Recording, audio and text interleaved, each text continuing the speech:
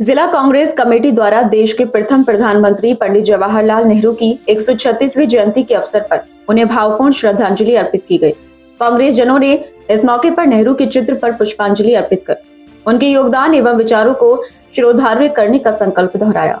जिला कारुण्य के क्षतिग्रस्त होने के कारण कार्यक्रम का आयोजन अपहरण में कोठीवाल नगर स्थित अस्थायी कैंप कारुण्य पर किया गया, जहां बड़ी संख्या में पार्टी पदाधिकारी एवं कार्यकर्ता उपस्थित रहे।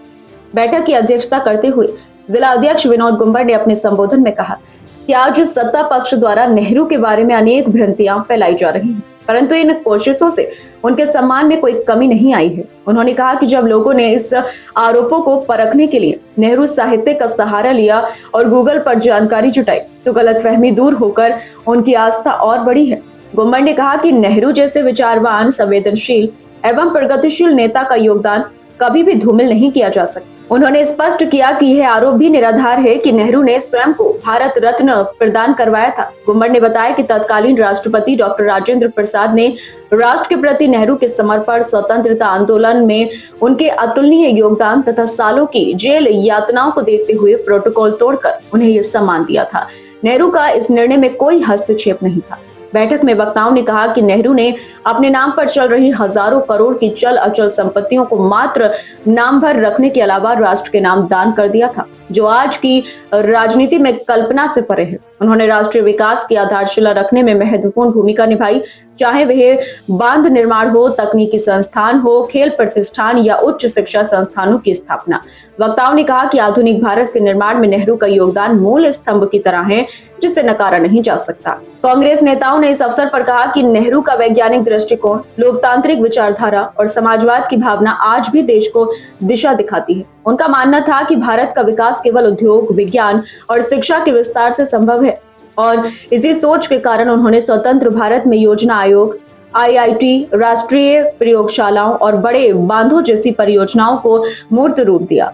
कार्यक्रम का संचालन प्रवक्ता सुधीर पाठक ने किया। इस अवसर पर अमीरुल हसन जाफरी, विवेक गुप्ता, अजय गोपाल रस्तोगी, अकरम खान, श्याम बाबू वाल्मीकि, आलोक जाटा, विवेक अग्रवाल, भयंकर सिंह बोथ, विवेक कुमार, कृपाल सिंह, ठाकुर नरेंद्र सिंह, अशरफी अली, डॉक्टर नदीम समर, अफसर मुख्तियार अंसारी, सुशीला कश्यप सहित कई कांग्रेस जनों ने प्रतिभाग कर नेहरू को श्रद्धांजलि दी। कार्यक्रम का समापन राष्ट्र निर्माण में नेहरू के योगदान और उनके आदर्शों को अपनाने का संकल्प के साथ हुआ। आज हमारे लीडर, हमारे नेता, हमारे रहनुमा, देश के पहले प्रधानमंत्री पंडित जवाहरलाल नेहरू की 136वीं जयंती पर सभी कांग्रेस भाइयों को, सभी देशवासियों को, सभी महानगर वासियों को, जिला व महानगर के सभी लोगों को वो उनकी जयंती पर यही बात कहना चाहता हूँ कि हम सब मिलकर श्री नेहरू जी के बताए हुए रास्ते में चलें और हमें उनके इतिहास को पढ़ना चाहिए। जो भारतीय जनता पार्टी के लोग उनके इतिहास को तोड़ मरोड़ कर पेश कर रहे हैं, वो सरासर गलत है। भारत रत्न से सम्मानित पंडित जवाहरलाल नेहरू जी एक ऐसे गरीब रहनुमा व्यक्ति थे, सब कुछ होते हुए भी उन्होंने अपने देश में जब सूखा पड़ा, भूखमरी हुई, अपनी सारी संपत्ति दान कर उन लोगों को राशन तक पहुंचाया और देश में आज जितनी भी नहरें हैं वह सब पंडित जवाहरलाल नेहरू जी के प्रयास द्वारा बनी हुई। जब पानी की कमी हुई तो आज देश में जो बांध है वो देश के सारे बांध ही हमारे पंडित जी के द्वारा बनाए।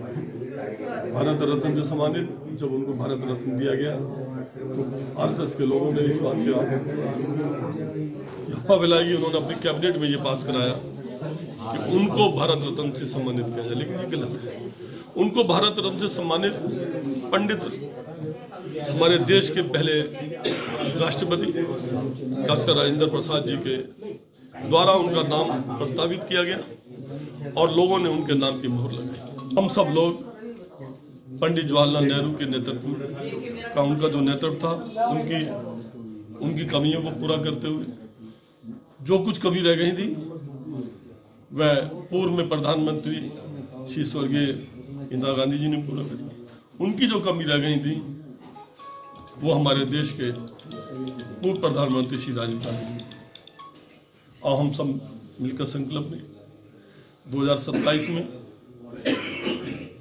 जो ये चुनाव होंगे, देश में हमारे प्रदेश में कांग्रेस की सरकार बने और 2029 में पूरे देश में हमारी कांग्रेस की सरकार बने और राहुल गांधी जी देश के प्रधानमंत्री। ठीक।